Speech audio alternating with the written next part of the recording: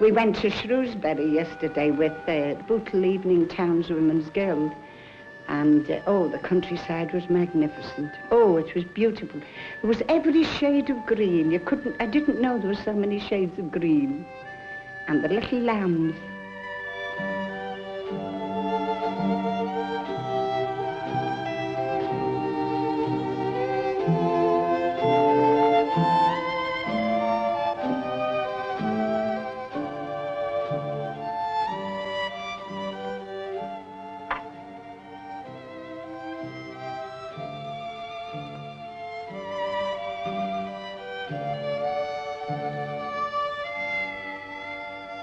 Now, it seems to me that nobody can really afford to run a stately home nowadays. We may as well have some stately cottages. But I go far on that. I say what we need now are not so much stately homes, but stately minds. Stately minds. That's one of my favourite phrases, these stately minds.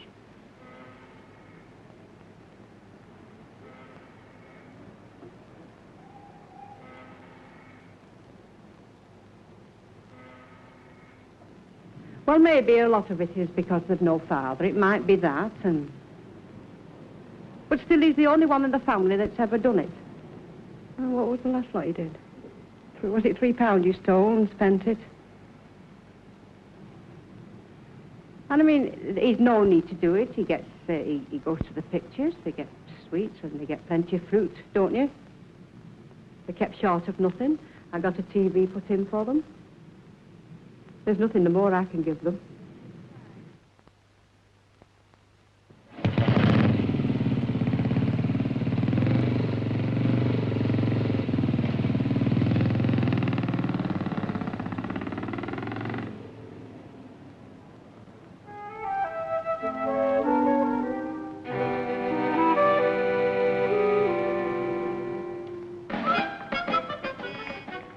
I was going on the road one day, just on my old solitary tin pot way, when suddenly round the corner come the flying squad.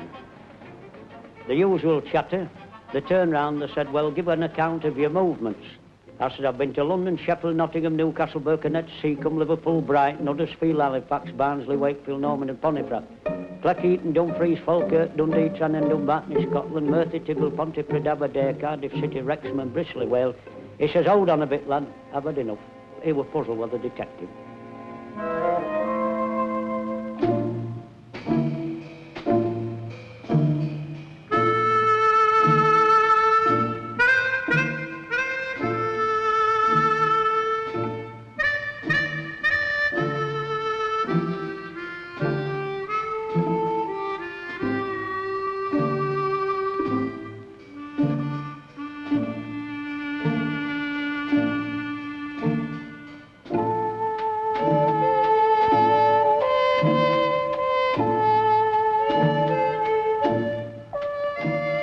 Take it by and large. Surely, we're a better people today. This town's a better city today. No, the world just goes on. The mass of people, I don't think they're much interested in anything outside their own lives.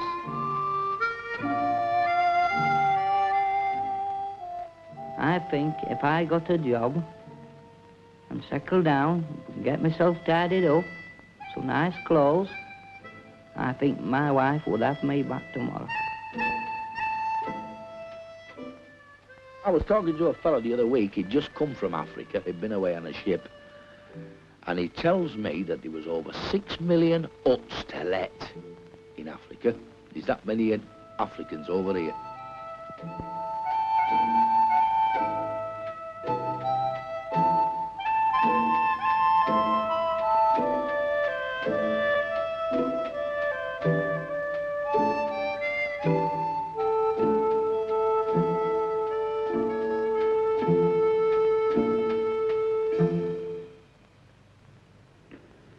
And he said, I've dreamed about going to New Zealand, he said, and I'm going. And I called him for everything. I said I'd never speak to him again, simply because, like with Alf, my hubby being so ill, and the boy was his sun, moon and stars. But I'm proud of him now. And I say, if anybody emigrates, it takes guts to do it. And that's why I wouldn't go to New Zealand, because I don't think I've got the guts to do it.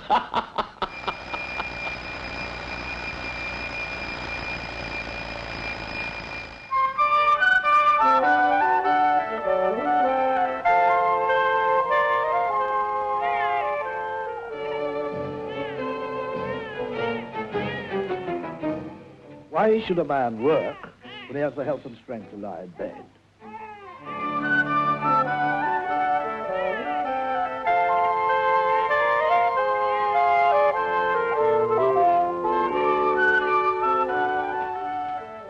Johnny? Johnny! Come on, it's 7:30. Give Jimmy and Bernard a shout. Be narrow-minded. Jean? Come on now. I'll not shout you again. And what Do you hear me? to a narrow-minded position. Now we've just time for a police message, or perhaps two. Here's the first. It's about an accident at Kilburn, London, last Thursday night, when an elderly woman was knocked down by a car and received fatal injuries.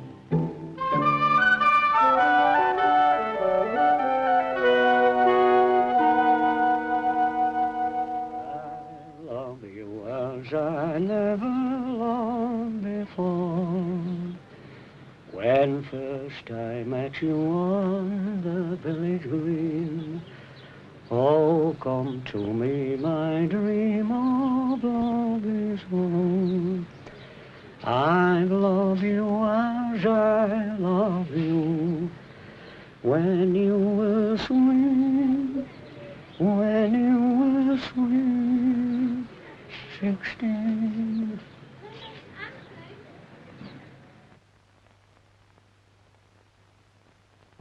Come on here, you're not half finished yet.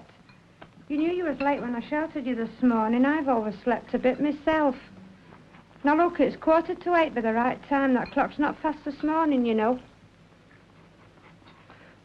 Oh, Bernard, come on, son, hurry up. You know you've about quarter of an hour's walk to school. Johnny, do you want any more before you go? You sure?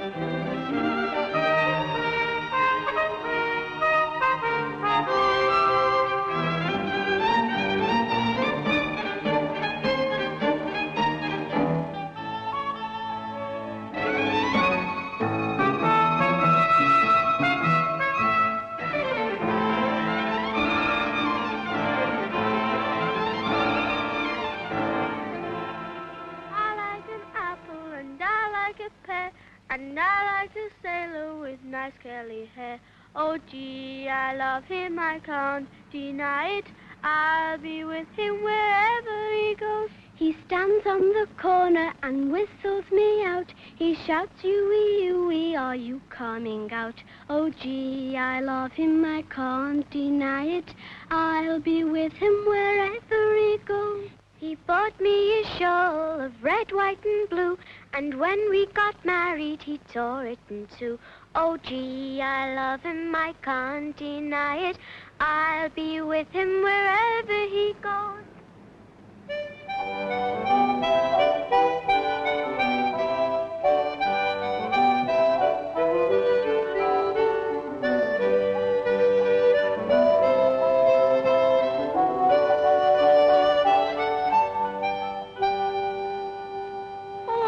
You've no idea how we lived. I fancied 5 of us in one bed. 5 of us. And my mother used to be trying to cover us, you know. And she'd have our coats on us, you know. And the nightmen would come and knock at the door. And if that man found 3 of us in that bed, my mother was brought to the court and fined 5 shillings. And you'd have to go out in the backyard in the shivering cold and sit in the lavatory till he went. The good old days. It was no good old days. But kissed.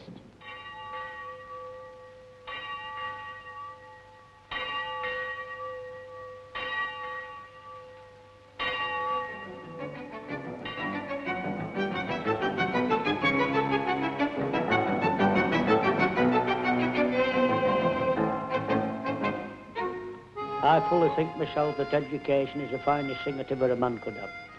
I've often said it, his brains and my talent could go a wrong way, if you follow me meaning.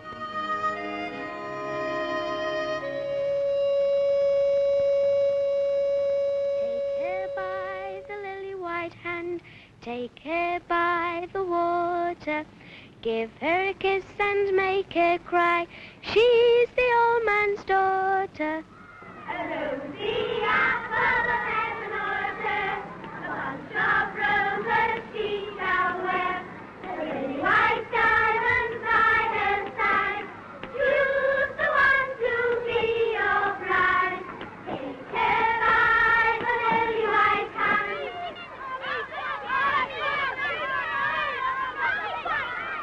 Here come the mountains on my horse, here come the mountains 2 by 2, here come the mountains 3 by 3, right up sugar candy. Julie Glasson on my horse, Julie Glasson 2 by 2, Julie Glasson 3 by 3, right up sugar candy. Then go Jackson on my horse, then go Jackson 2 by 2, then go Jackson 3 by 3. Easy peasy, red long stick out your very best young, and do not pick yourself. I love Fuzzy, I love Finno, I love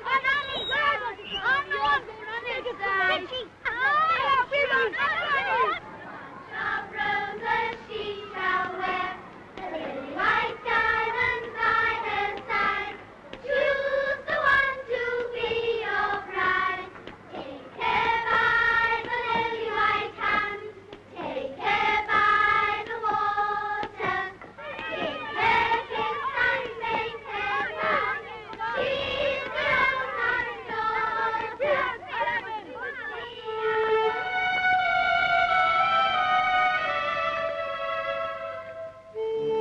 None of these going to bare feet like I went over the snow.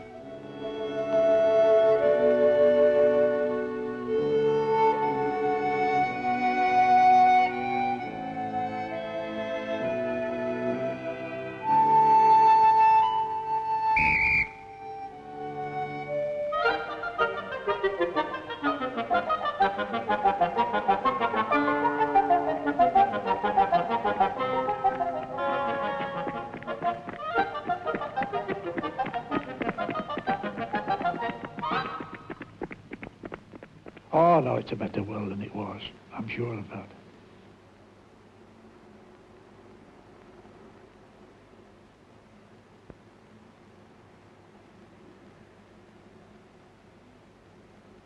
On a Christmas morning, there was a van used to come round. They used to call it Father Christmas. I don't know whether Methodists or Wesleyans, I can't tell you which. It belonged to Central Hall.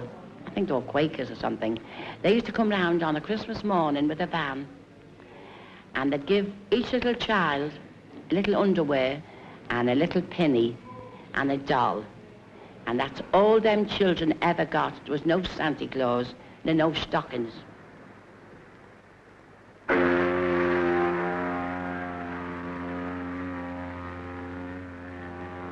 You don't think I can live on the dole at £2 a week, do you, and pay a big fat Irish landlady £3.10 board and lodge? Where's me beer money and cigarette money coming from? Where's my harem?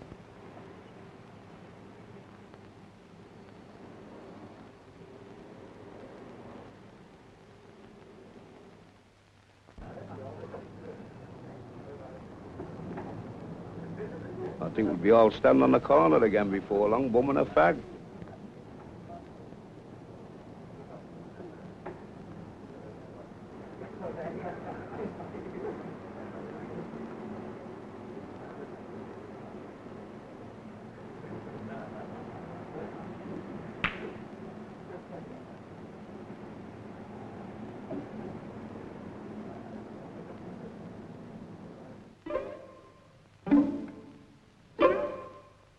If you can see the sky through it.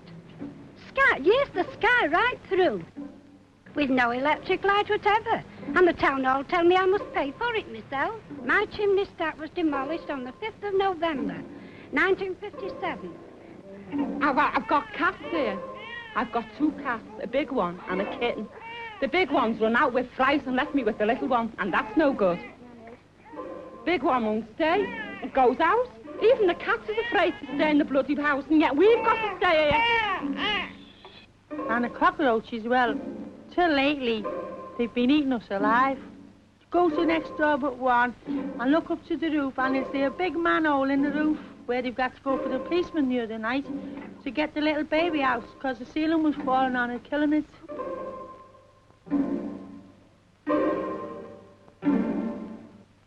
Do you see that cat? Well, the damn rat's done that to his ear. Only yesterday, the roof, it teemed in and teemed in. I'm just weary and fed up with it. There's just me and my sister, 2 on her own. I'm 61 and she's 57, and I think it's downright shame that we should live under these conditions.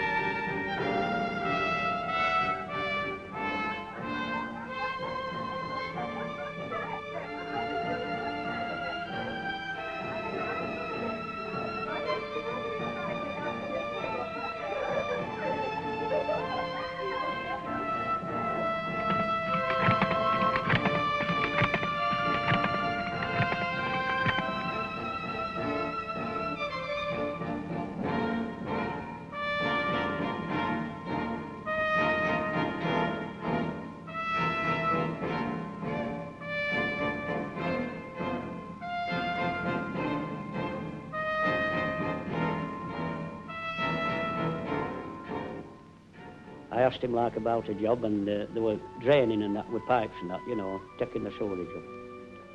He says, what can you do? I says, night watching. He says, can you wheel a barrow? I said, yes. He says, can you go back of the mixer and use a shovel? I said, I think I can. And he told me, he says, what are you, betrayed? I says, I'm a labourer. So after he'd weighed me up from top to toe, Mr. Finnegan turned round, he said, as much as I admire your pluck, he says, you're too light for heavy work and you're too heavy for light work. I says, I'm neither use nor ornament, so I walked out there.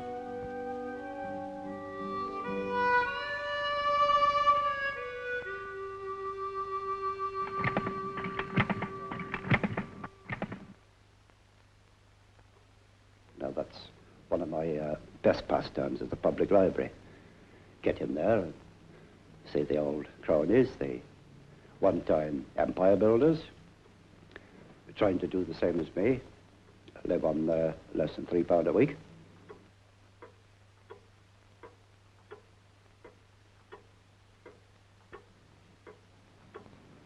Now, I must speak the truth, I wasn't satisfied with my condition in life. I wasn't satisfied with my own class, really. I wanted to be in a class a little higher intellectually. The class I belong is the higher working class. The lower working class, well, they are the animal class, actually, absolutely. They can talk on nothing. They are absolutely illiterate. Drink, drink, drink.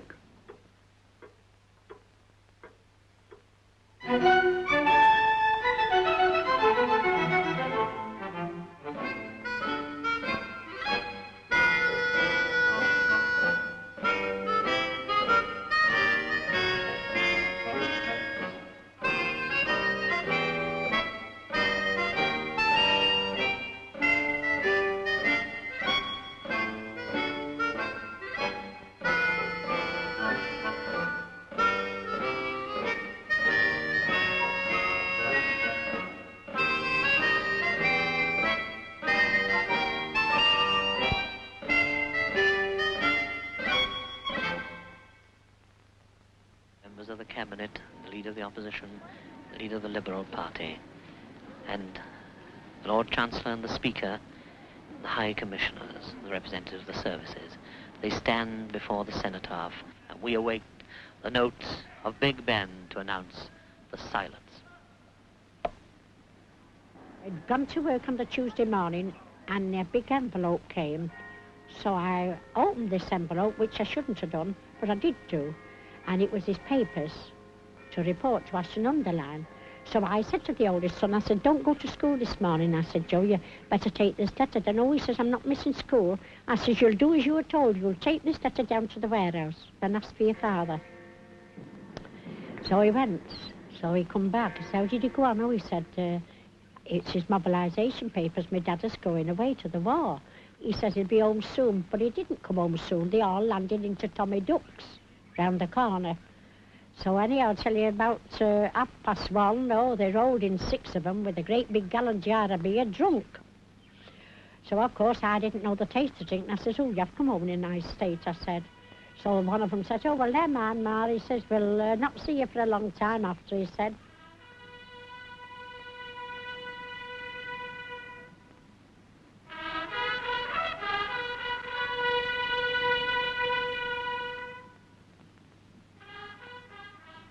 Well, anyhow, I tell you, he had a few hours' sleep and they all went home. And at night time they come again and they adjourned to a singing room here. So I said, oh, don't go out and get any more drink. I said, you've had enough today. You know very well you've got to go away tonight. Oh, he says, we'll get there some road or other. Well, anyhow, they went. And they took bottles of beer with them to the station. And he said, now, Mary, he says, if you have a little girl, call it Margaret. And if it's a little boy, call it Stephen. I said, all right. So he kissed us and he went away, and we never seen him after he was killed at... I got notice to say he'd been killed. It was a 4 days past, but he was killed, it seems, on the 12th March, New Chapelle. So they are... And the wind stirs the leaves and the flags of the cenotaph as slowly these tributes grow at the very foot of the cenotaph. There are many wreaths to be laid this morning.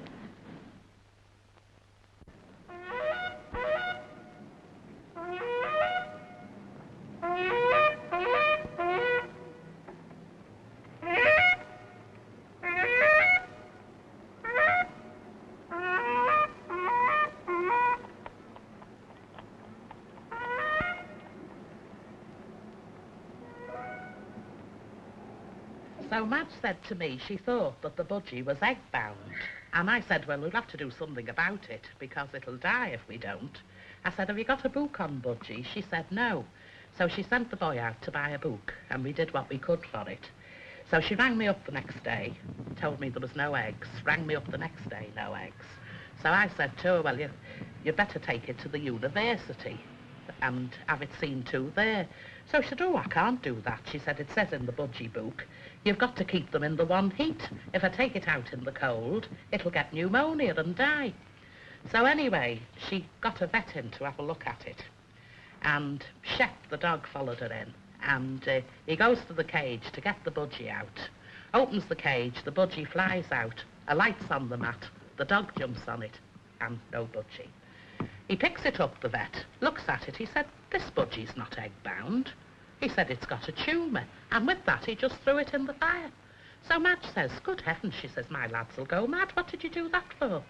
He said, well, cremation is the most hygienic thing, madam. That will be 7 and 6. Oh, give the flaming thing there, Barry. Get some nerves with it at times with that thing when he's chowing and going on with this stuff. Instead of being a good boy. As I was telling you, over this new job I'd been after, you see. And she asked me what I do with the carpets for, so I told her I didn't want to do the carpets. I'd already done the big one in the parlour. She didn't say to me she didn't want any carpets, but she wanted to know, really, what was the reason I'd left me other place for. So, of course, I told her it was over the carpets. The landlord came up, you see, the other day, and he said to me, is your sister still living with you? I said, yes. He said, you can't put her out in the... So I started to speak to her, and I said, I suppose you're wondering why I'm reading my Bible in here. She said, well, it did seem a bit...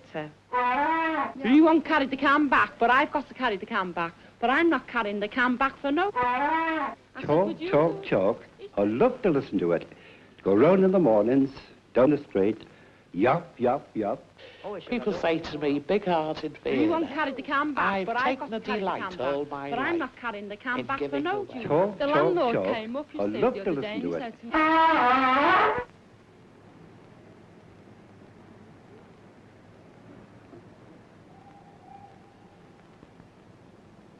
The old attitude of everybody is you were finished. You were too old. Go.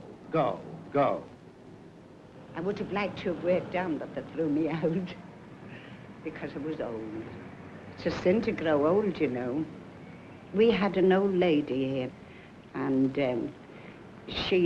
everybody would run and get her a cup of tea, and they'd wait on her and do all those little things, but she'd always say, nobody wants me. Well, I mean, if you take that attitude, you can't expect anyone to want you, can you? I could take £1 out this morning, lay it out, and I wouldn't see anything for it. Look at the price of your butter. Why, we got the best butter when I was a girl at 8p a pound, and the best roly bacon at 6p. 24 eggs for £1. 2 pounds of sugar, a pound of margarine, and I think I'll take a pound of cooking fat. I'm a bit short. How long have people been having good material things? How long? They haven't had it above, 20, 30 years. This release from sheer anxiety about where the next meal was coming from. If, when the pressure is lifted, they should go a bit daft for 10 minutes, who's to blame? And who's to wonder at it?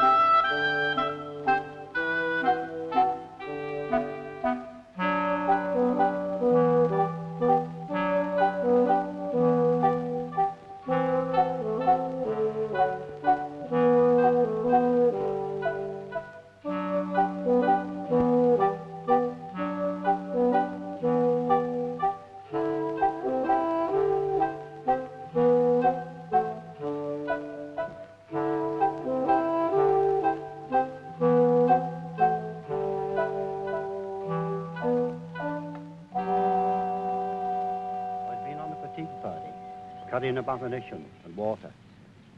Dead and wounded were lying about. And as I lay there, a voice alongside me said, "Look, Murphy, there's a little buttercup." I said, "Well, what about it?" Said, "That must be the good seed falling on the good ground. We must be the bad seed falling on the rocks."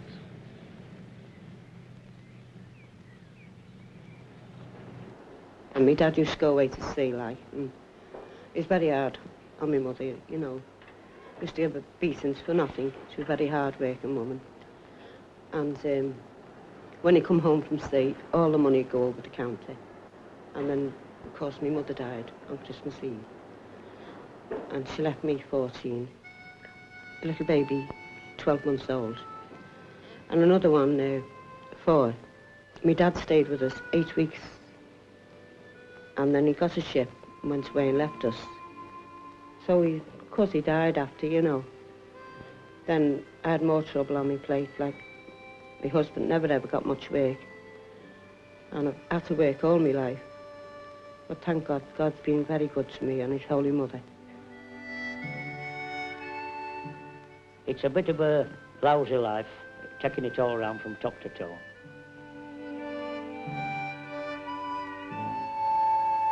I was a big baby and I was a fat little girl, a fat school girl. a fat young woman, and now I'm a fat old woman. Happy days. But we're all part of a great mass. This great mass is just split up into little bits. We're the little bits. I'm part of you, you're part of me. The agony of our time is this overhanging threat. What can you say about that? The overhanging threat of the atomic bomb